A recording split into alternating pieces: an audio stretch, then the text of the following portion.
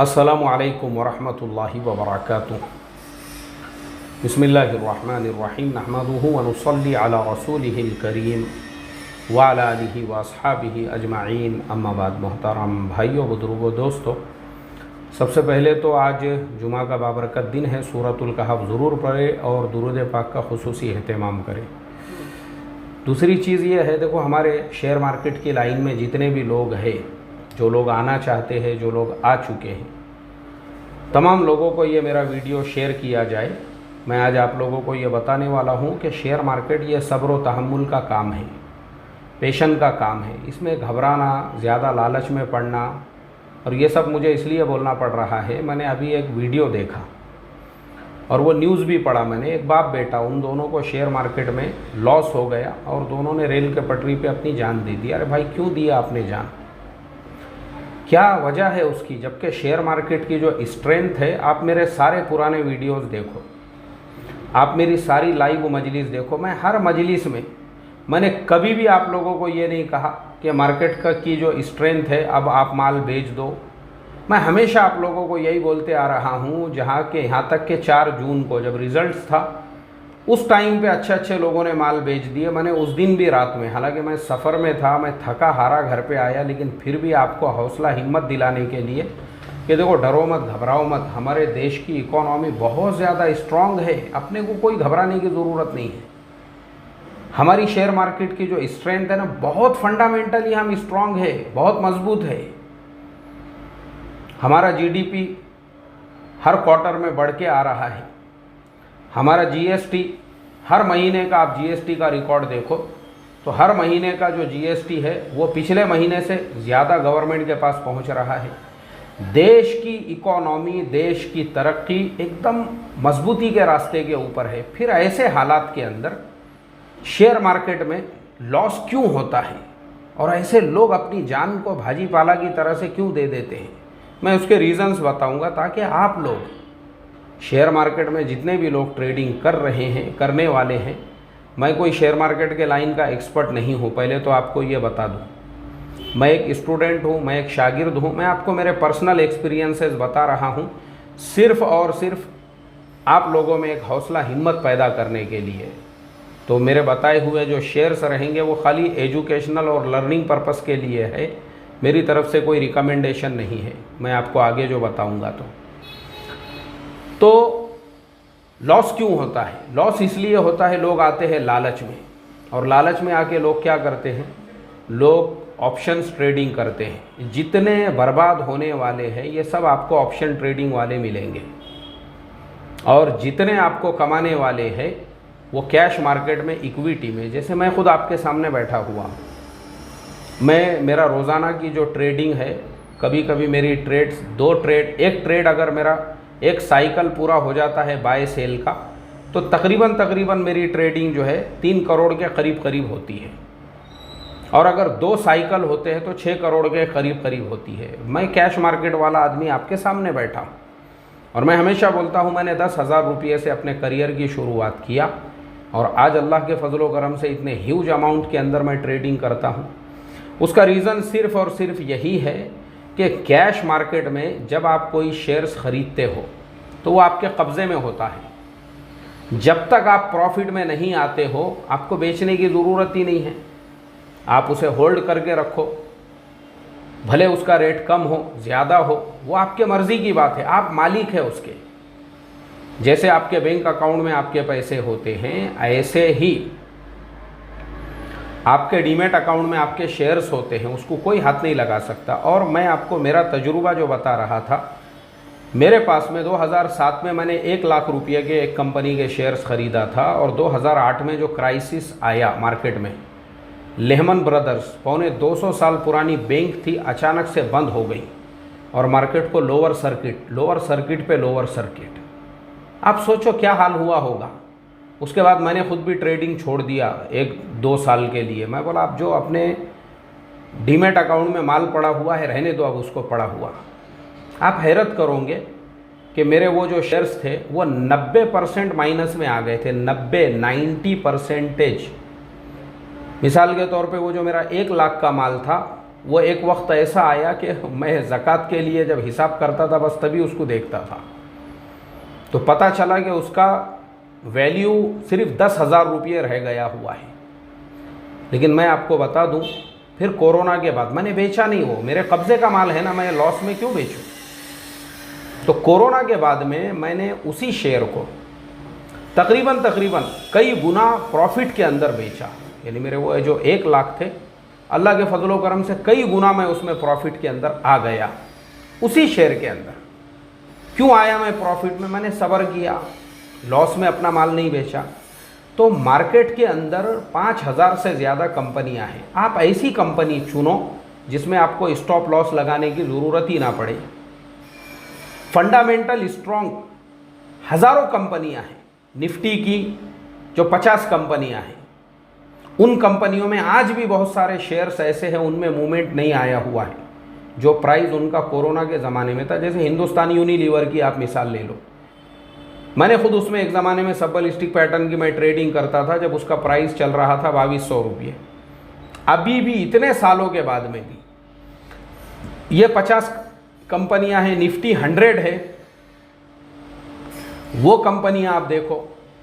उसके अलावा mid cap की जो टॉप की 100 कंपनीज़ हैं, ये ऐसी कंपनियां हैं जिन कंपनियों के ऊपर अगर आप देखेंगे, थोड़ा रिसर्च करना है, दूसरे के भरोसे पे नहीं। ये लॉस और बर्बाद होने वाले चचा ने बोल दिए थे, खालू ने बोल दिए थे, फूफा ने बोल दिए थे, भाईजान ने बोल दिए थे, मामू ने बोल दिए थे, भतीजे ने बोल दिया, भांजे ने बोल दिया, भौनी ने बोल दिया, दामाद ने बोल दिए। ये दूसरों के भरोसे पे ट्रेडिंग करने वालों का टकला होगा, इतना याद रखो। और ख़ुद के रिसर्च पे, अब जैसे हम हमारे ब्रॉडकास्ट वालों को भी जो मैसेज सेंड करते हैं पूरी जिम्मेदारी से, क्यों कई दिनों का हमारा उस पर रिसर्च होता है, और मैं अल्लाह का करोड़ों दर्जे शुक्र अदा करता हूँ अल्हम्दुलिल्लाह। कई गुना मुझे याद है RVNL मैं कुछ 30-35 रुपये से हमारे ब्रॉडकास्ट वालों को दे रहा था, आज वो 600 रुपये के ऊपर है, मतलब 20 गुना से ज़्यादा वो बढ़ गया हुआ है। इरकॉन इंटरनेशनल, हमारे ज़िया भाई हज के सफ़र पे हैं, मेरे भाई होते हैं वो, मैंने उनको पर्सनल मैसेज करके कहा, मैं बोला देखो 70 रुपये पे चल रहा है, ख़रीदो और भूल जाओ उसको। आप देखो आज उसका क्या प्राइस है। तो बहुत सारे ऐसे शेयर्स हैं, मेरे ब्रॉडकास्ट वालों को भी मैंने उसी प्राइस में ही वो दिया हुआ। तो होता क्या है कि फंडामेंटल स्ट्रॉन्ग जो शेयर्स है, आप वैसे शेयर में अगर माइनस में भी जा रहे हैं, आपको घबराने की ज़रूरत नहीं है, डरने की ज़रूरत नहीं है। तो इसके लिए मार्केट में ये जो लॉस करने वाले, बर्बाद होने वाले लोग होते हैं, ये वो होते हैं या तो ये ऑप्शन ट्रेडिंग कर रहे हैं। क्या ज़रूरत है भाई आपको ऑप्शन ट्रेडिंग करने की, मुझे आप बताओ।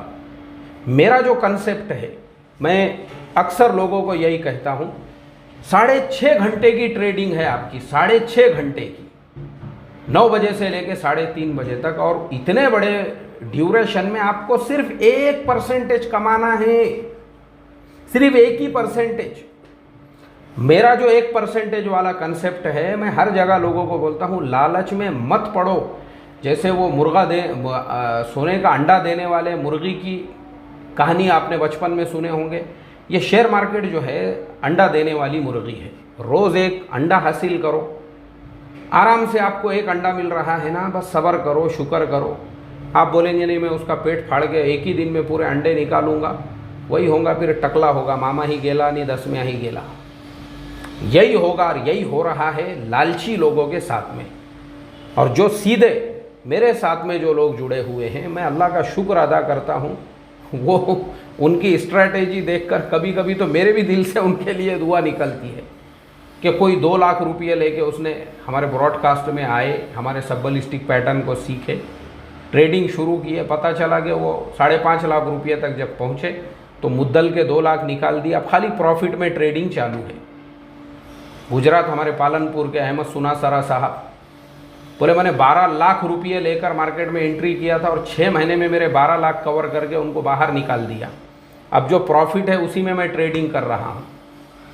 तबारक हुसैन साहब हमारे शागिर्द है आसाम के, बोले मुफ्ती साहब पहले टारगेट था हर महीने में 1000 रुपये कमा, यानी हर महीने रोज़ 1000 करके हर महीने सब्बल स्टिक पैटर्न से जो है 30,000 कमाऊँगा। फिर बोले मैंने टारगेट बढ़ाया, अब 1 लाख कमाऊंगा। जब 1 लाख भी हो गए, अब टारगेट पकड़ा हूँ कि पूरे 1 साल में मुझे करोड़पति बनना है। हमारे अल्ताफ़ अत्तार साहब है, महाराष्ट्र से ही है, बहुत सारे हमारे ऐसे शागिर्द हैं। एक और शागिर्द है हमारे रफ़ीक भाई अहमदाबाद से, मुझे वक्त पे उनका नाम याद नहीं आता। मुंबई में कई बहनें हैं हमारी, अभी मेरे ख्याल से कहाँ की बहन थी, वो दिल्ली की बहन थी शायद, जिसने मैसेज की कि मुफ्ती साहब मेरा जो है 84,000 रुपये का प्रॉफिट हुआ उसका पिछले महीने में। आप मुझे बताओ ना, एक बहन है हमारी, और एक बहन ने हमारी लाइव मजलिस में लिखी कि मुफ्ती साहब मैं पहले चैनल चलाती थी यूट्यूब पे, लेकिन जब मुझे कमाने के लिए मैं आपके साथ में जुड़ी, सब धंधे बंद कर दी बोले मैंने, और चैनल वैनल भी छोड़ दी, अब मैं सीधा सीधा ट्रेडिंग पे फोकस करती हूँ। क्यों? 1% का कंसेप्ट लेके चलना है। 1% किसे कहते हैं? 1 लाख रुपये पे 1000 रुपये रोज़ कमाओ, वो होता है उसका 1%। बस 1000 ही कमाना है, ज़्यादा के लालच में नहीं पड़ना है। ट्रेडिंग के दिन होते हैं 20, उसमें से खाली 10 दिन ही 1% अपना सक्सेस हो गया तो भी आप 1 लाख पे 10,000 कमा रहे हो। दुनिया की कोई भी बैंक आपको साल भर में भी 10% का ब्याज और इंटरेस्ट नहीं देंगी आपके एफडी के ऊपर। वो तो हराम हो रहा आपके लिए, लेकिन ये तो हलाल हो रहा, वो भी हर महीने का।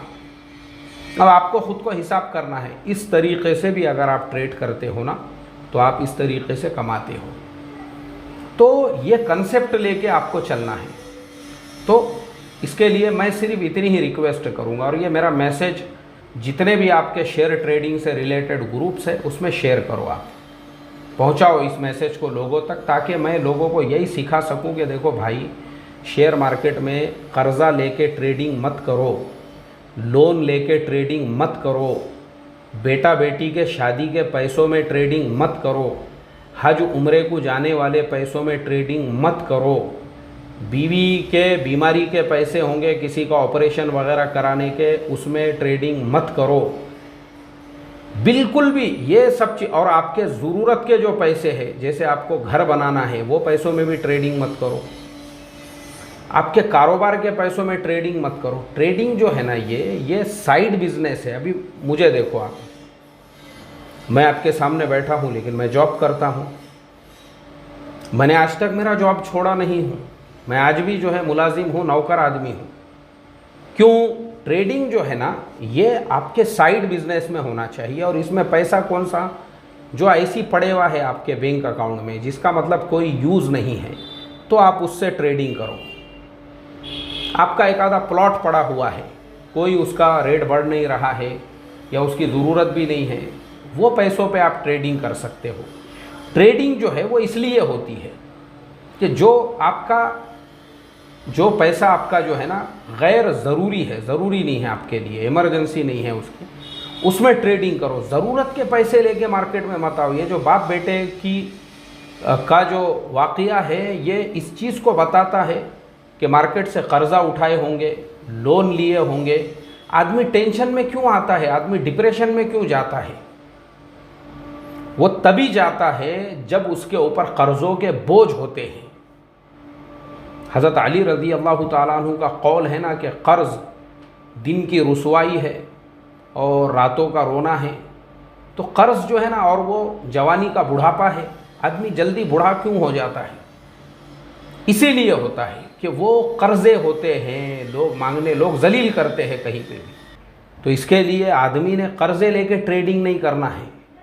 जो पैसा आपका पड़ा हुआ है वो पैसे में ट्रेडिंग करो। आप कर्ज़ा लोगे, आप वक्त पे अदा करो, और नहीं अदा करोगे ऐसा लॉस होगा, नुकसान होगा, यही होगा फिर ख़ुदकुशी के वाक़यात। अल्लाह हिफाजत फरमाए। तो ट्रेडिंग एकदम खुले दिमाग के साथ में करो, कर्ज़े लेकर मत करो, बेटा बेटी के शादी पे मत करो, ऐसे ही जो है वो हज उम्रे के पैसों पे मत करो, और आपके जो कोई भी ज़रूरियात के पैसे होंगे तो ठीक है। तो मार्केट कमाने का एक ज़रिया है, कमाओ उसके ज़रिए से। अल्लाह और बरकत अता फरमाए। अस्सलामु अलैकुम व रहमतुल्लाहि व बरकातुहू।